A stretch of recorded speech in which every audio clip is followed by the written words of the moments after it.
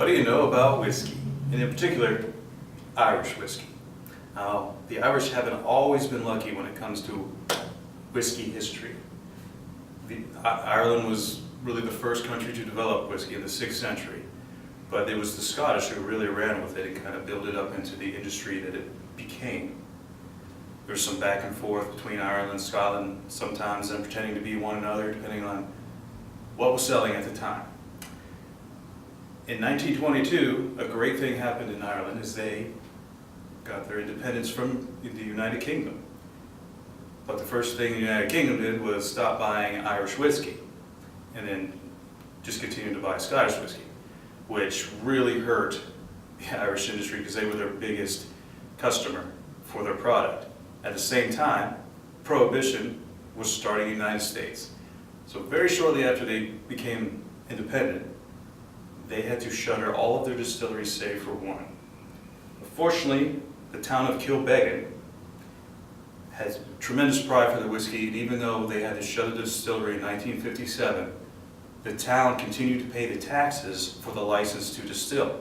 And then 30 years later, Joseph Teeling started up Cooley Distillery, and what he did was he promised to bring back these great names in the history of Irish whiskey with the Kilbeggan. Another example, one he did was their Tyrconnell.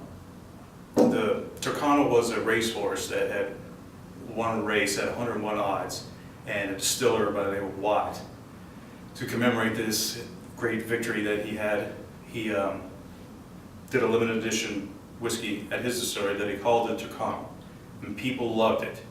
So he continued to produce it, and at the time it was the biggest selling whiskey in Ireland. So Joseph Teeling reintroduces this, but really what has brought back Irish whiskey has been people outside of Ireland, people of Irish heritage who have wanted it for their celebrations, who have wanted it for their St. Patrick's Day, who have wanted to stay in touch with the flavor of their homeland. And what that means is what Irish whiskey is kind of known for is its approachability. It's usually how people get into whiskey. It's on the softer side, it's milder, not usually as high a proof, so you can really start to appreciate this. And because of that, we're getting to see some really great things coming up. And so now we have a single malt, 16-year-old, that the Tyrconnell is supposed to be putting out.